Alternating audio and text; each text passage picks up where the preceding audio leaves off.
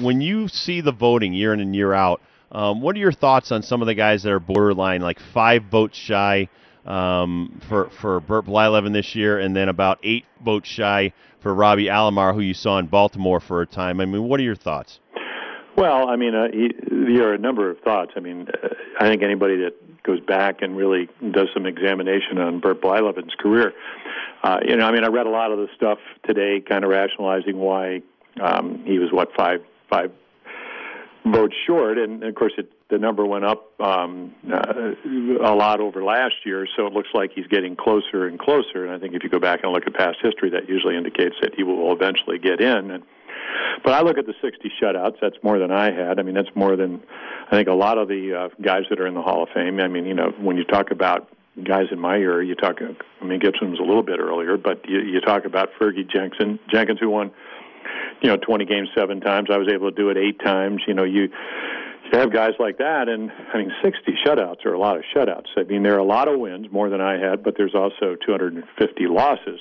But Burt Blyleven was a terrific pitcher. He pitched a lot of innings. I think he's, ninth in strikeouts, a ton of strikeouts. So, I've always thought he felt that he should at least deserves to be in. I mean, there's other guys. Jack Morris was a terrific pitcher. I mean, of course, I pitched against Blyleven, pitched against Morris.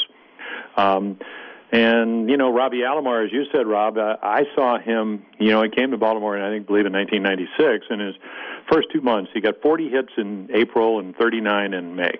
79 hits in the first 2 months of the season. And I was reading a lot of the comments, and last year, of course, his dad was a coach for the New York Mets, and I played against Sandy Sr., and one of the things that, and you played for this guy, Davey Johnson, who managed the Orioles and was one of my teammates. What drove Davey crazy was that Brady Anderson would get on, and then Robbie would, drop it down a perfect bunt. I mean, he's one of the few guys that I saw that was such a multi-tool player that would actually come out at home every day and work for like maybe 10 or 15 minutes by himself working on his bunting.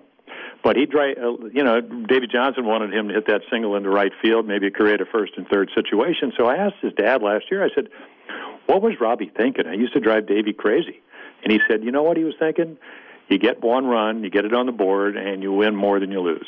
And, that kind of talks about pretty much what Robbie Alomar was about. He could beat you so many different ways. He was probably pound for pound, and I played with some great players, probably 6 or 7 Hall of Famers. But pound for pound, he could do just about anything you want him to do. He could hit home runs, he could steal bases, he could beat you with his glove, he could beat you with his speed. I played with Bobby Grich, who was a terrific second baseman. And Robbie had more range, and nobody went towards second base to their right better than Bobby Grich, as far as I was concerned. But Alomar just, and I saw him, Rob. I saw him in the ESPN game the year I got in the Hall of Fame in 1990. We went down to San Diego to do a Friday night game, and I go, this guy's playing second base like nobody I've ever seen. So he was a marvelous player, and he, to get 73% or whatever it was his first year, he's certainly going to get in the next couple of years.